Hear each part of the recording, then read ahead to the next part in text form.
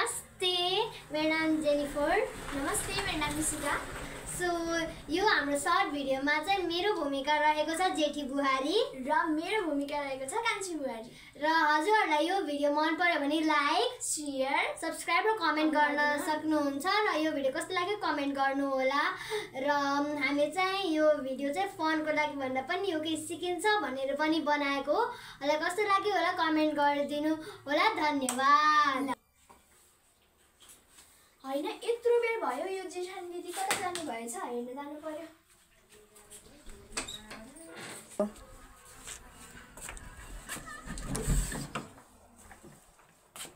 हैन मैले बिहानदेखि यत्रो काम गरेको छु हजुर भने यहाँ बिहानदेखि सुतेको सुते गर्ने। मेरो कस्तो यहाँ टाउको दुख्या छ नि।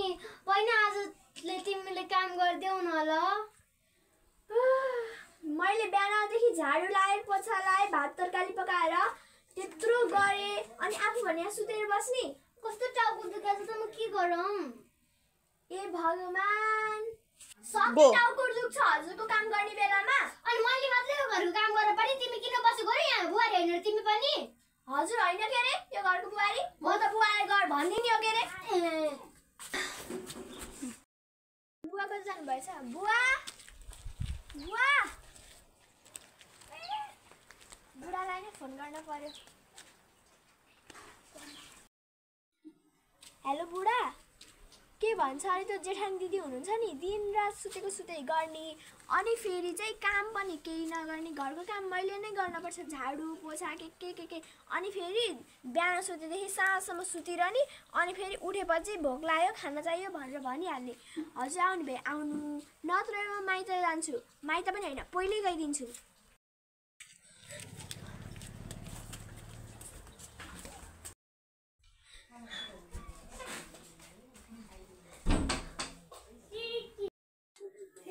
बुवालाई भन्दिनँ भाइ चिका त्यो खै त जान पर्यो हेर्न। मलाई त आज धेरै दुःख दिएछु क्या भयो। म त आजै आफैले सबै काम गर्छु, खाना पनि आफैले पकाउँछु। अब खाना पनि पाक्यो के रे, बोलाउन जान पर्यो। देउरानी खाना पाक्यो, आऊ खाना। दिदीले त खाना खाना बोलाउनु भएछ, मैले पनि बेकारमा बुढोलाई भनिदिएँ। हजुर देउरानी मैले तिमीलाई धेरै दुःख दिएँ, अब चाहिँ हामी मिलेर बस्ने है। हुन्छ दिदी।